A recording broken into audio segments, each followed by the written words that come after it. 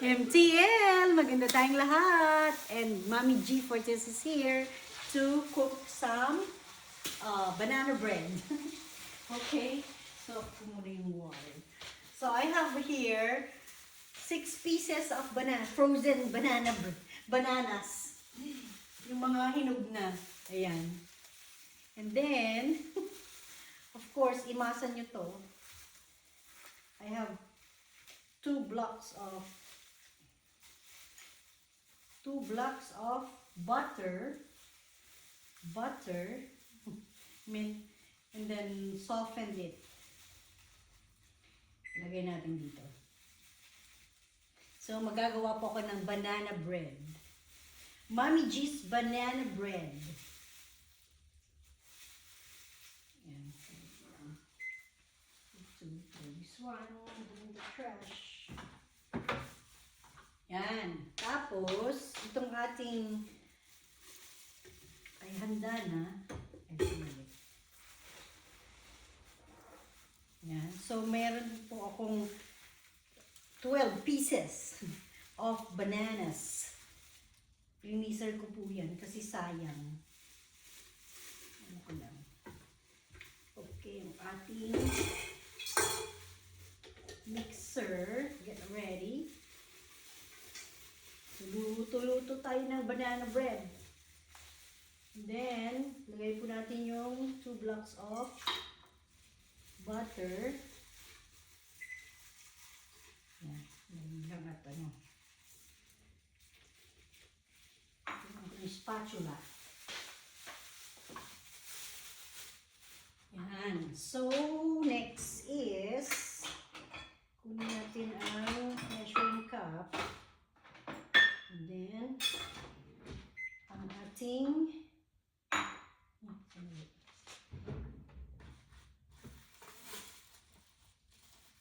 mag-gloves po ako for us to be dumikit yung mantikilya sa kamay ko. At may arthritis na ang kamay. Ayan. So, butter, 2 blocks of butter. Then, i-whisk natin yan with sugar. 2 cups of sugar.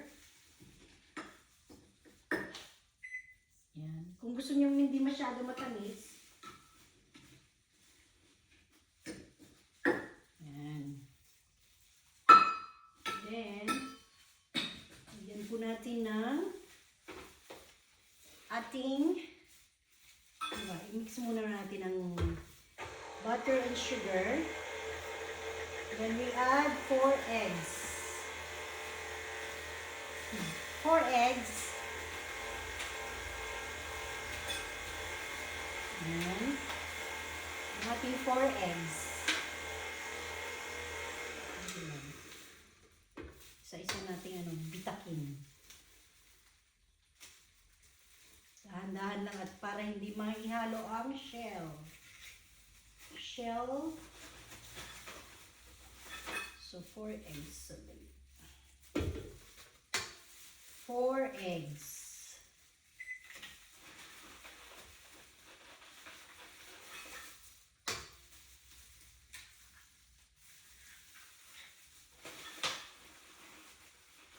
One, two, three, and the 4th. Yan. Okay, 4 eggs. Mix po natin yung eggs with the butter and the sugar. And then, let's measure. Kunin ko lang yung wheat flour na binigay ni Mami Feli.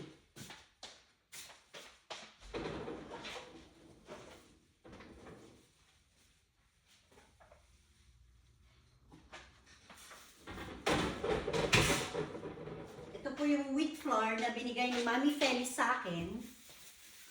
May flour naman po akong regular, pero gamitin ko muna itong wheat flour na binigay ni Mami Feli. Thank you sa aking wheat flour. Nilagay niya sa container. Kasi hindi niya raw naman ginagamit, so binigay niya sa akin para sa banana bread ko. Yan, 1. Kulang pa.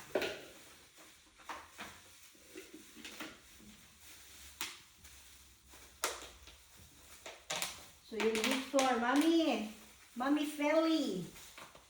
Ang aking mami sa Clearwater. Ayan o. Oh. Ayan. Flour. Ayan. Ano bang flour ito? Anong sabi ni Mami? Hindi ko alam kung anong flour, pero masarap siyang ihalo sa banana bread. So, measure lang tayo ng 2 and 3. O, see? And then, next po ay, kasi bibigyan natin siya ng banana bread. I forgot to preheat my oven. Yun muna. O, sandali lang. Bago i-mix, lagyan natin siya ng baking soda. Ang aking baking soda. Baking soda.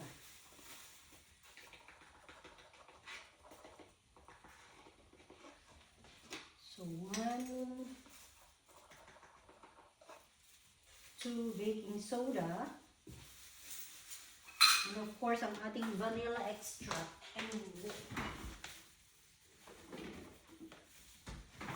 Ang ating vanilla from Costco. Ayan. Vanilla from Costco. Nasaan na yung aking, malamig na. Nilalamig ako. Nasaan na yung aking, asin muna pala, asin. Asin. I got my salt here. My salt for my baking. 1 teaspoon. 1 teaspoon of salt. And then 2 tablespoons of vanilla extract. Ayan. See? Tapos, pag gusto niyo lagyan natin ng cinnamon. Cinnamon. Nasaan yung cinnamon ko?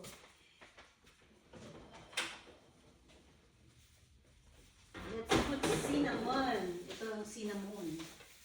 Wala akong cinnamon, oh. Cinnamon. McCormick cinnamon. Of course, ayan.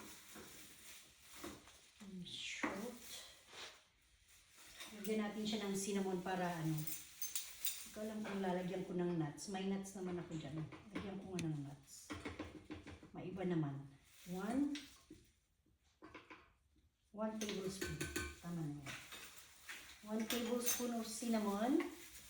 And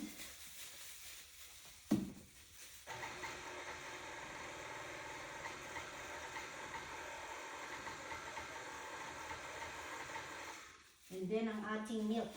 1/2 cup of milk.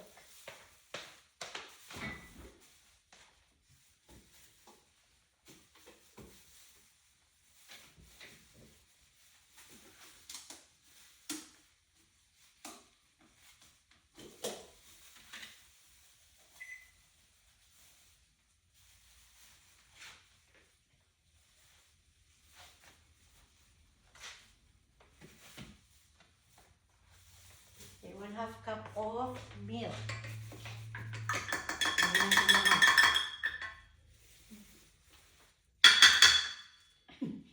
Tumutok pa. Linisan natin ang milk. And then, tapos ng milk ay i-mix ulit natin.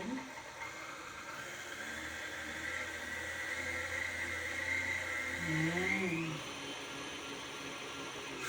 Then itong ating bananas ay ating imush-mush-mush. Ating imasa-masa. Kasi frozen siya kanina. Hindi, blender na nga lang natin. Blend na lang natin. I-blend natin ang bananas. Kasi ang ating bananas ay i-blender. Kasi frozen siya. Sayang kasi, kaya nilagay ko na sa frozen. Yung sa freezer. Yung freezer ko. Nasaan ko muna yung akin. Ito tumutulo yung yan. Yan o. Freezing. Hindi muna natin lahat. Para baka hindi magkasya. Ayan. Ang ating banana. Yan. Kunin natin yung takep.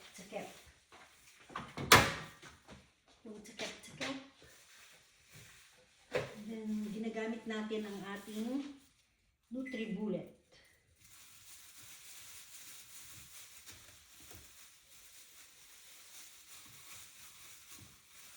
Ayan, okay. So, ayan na siya. Lagyan natin sa... Ay, nahulog ang aking vanilla. Okay. Nahulog pala yung vanilla ko. Natapon na. Wala pa ang takip. Anyway, it's okay. Hindi pala nagsaksak. Saksak ko muna yung aking saksak. Saksakin ko muna yung... Isaksak ko muna yung aking blender. At hindi nakasaksak. Ayan.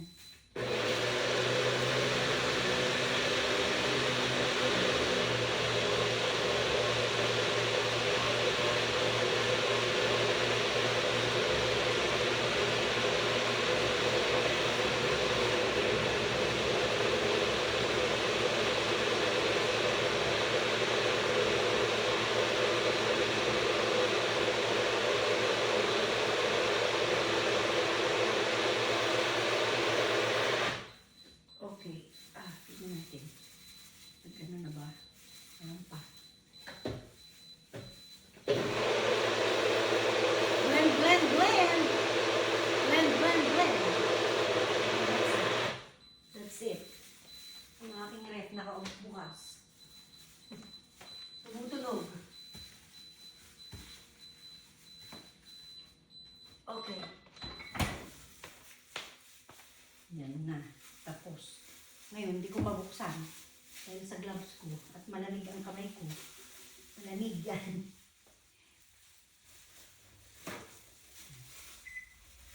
Pabukas ko kay Daddy dyan. Hindi ko mabuksan. Tanggalin ko yung gloves ko. Ayan. Wala nang force yung kamay ko. Masakit na dahil sa luto ng luto.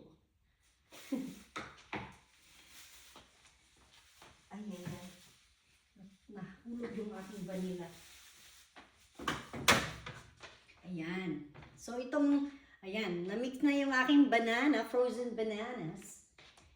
I-mix ko na siya dito.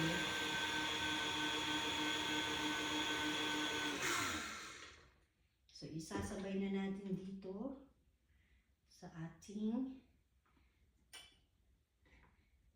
blended bananas. Yan. O, see the blend. See the blend.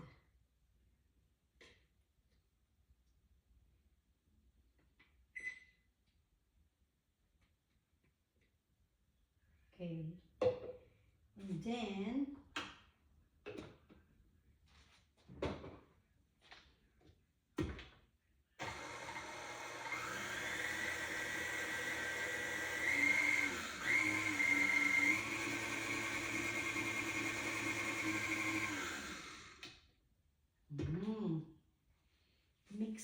mix. Hamunin natin yung sa kasi yung sa ilalim.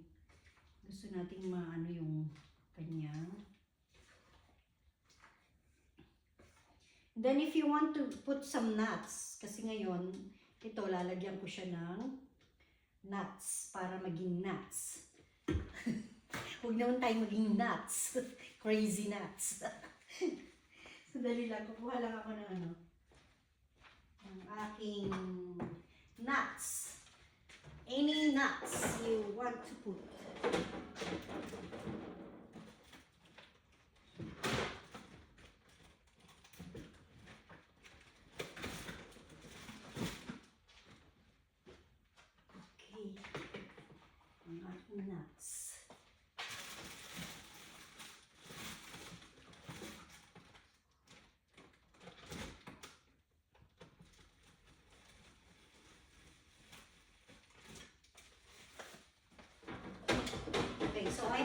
here some walnuts. Lalagyan ko ng walnuts. Parang merong ano to yan. Konti lang kasi may lasang ano to.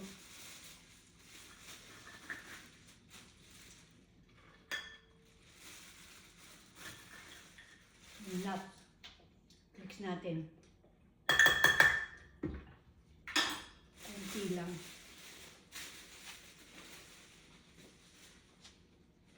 So may nuts ako. Nilagyan ko siya ng nuts. And you have some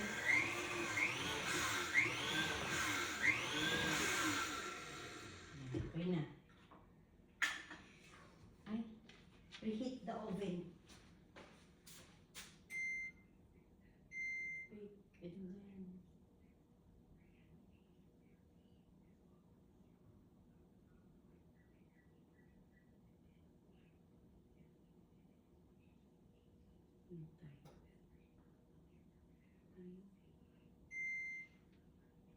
And then just 40 minutes.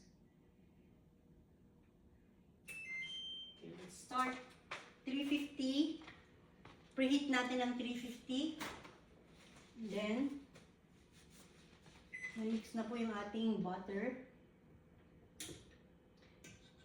Banana bread. Butter, and then, mix ko to. Ready natin yung ating molding.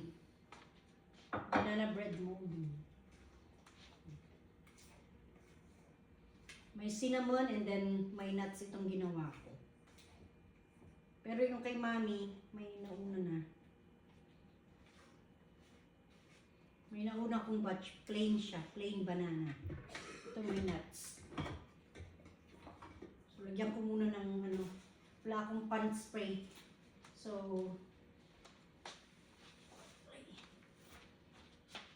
lagyan ko muna ng yung butter lang. Pahiran ko na lang ng butter yung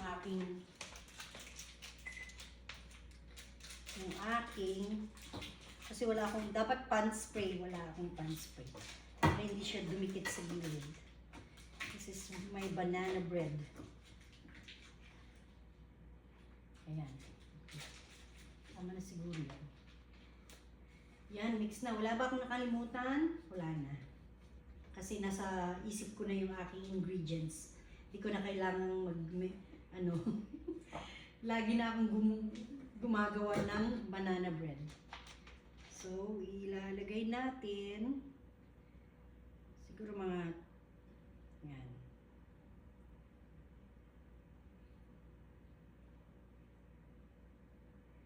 Yan.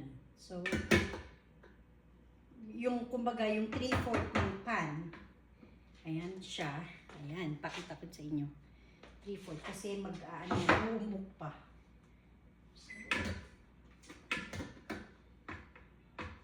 Yan, okay. So, umuk siya.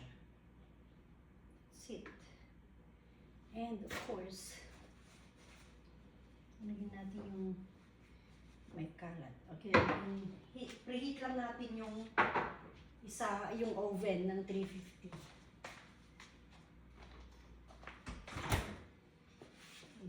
Punasan ko muna yung tubig.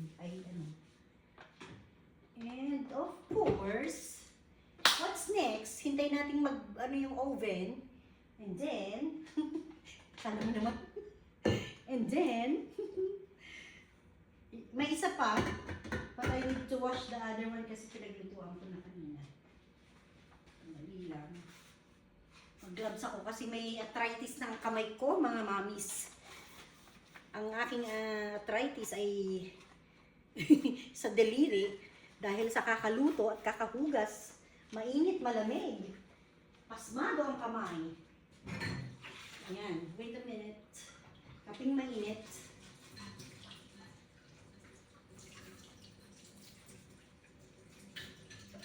Nasa ko lang muna ito.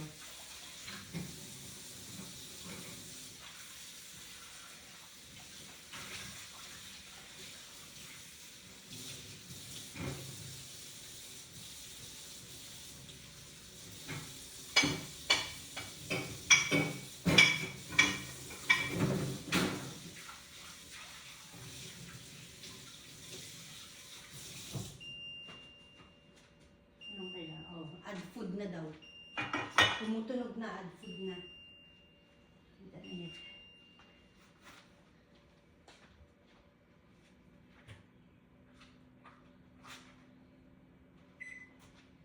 Okay, so put this one in the oven, guys.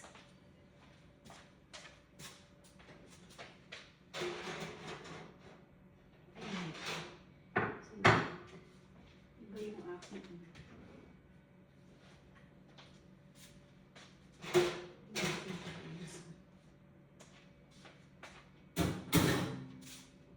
Patay na hit. So 45 minutes yan. Wait for 45 minutes.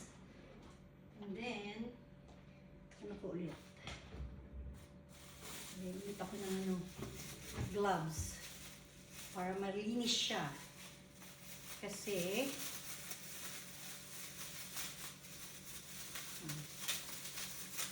lagay natin yung isa pa. So, parang dalawang, yung isang, kung sa muffin pa nito, 12, isang dosena. But I use this one for now. Ayan, oh. So, dalawang banana bread pan.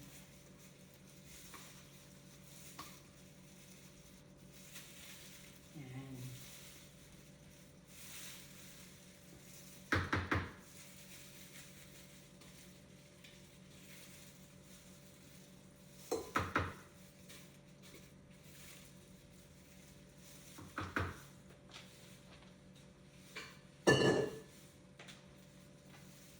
So, 3/4. Sakto lang siya.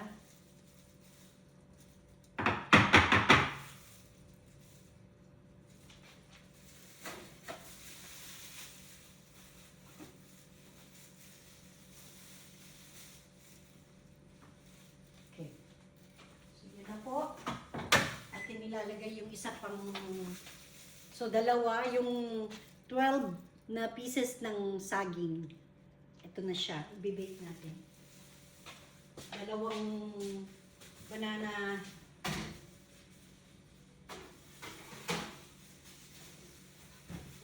Minutes. Ayan. So, just hintay-hintay lang natin hanggang sa maluto. And, of course, papakita ko ang update later. Okay? Thank you everyone for watching Mami G for Test Palive. Hindi pala palive. Dito sa aking YouTube channel. Subscribe. Mami G for Test. And of course, I have my Facebook, Gina Fortes. Gina Baladad Fortes. And I have my page, Mami G Fortes Kitchenette. Okay? Subscribe and like, share, and subscribe. Bye everyone. To God be the glory. God bless us all.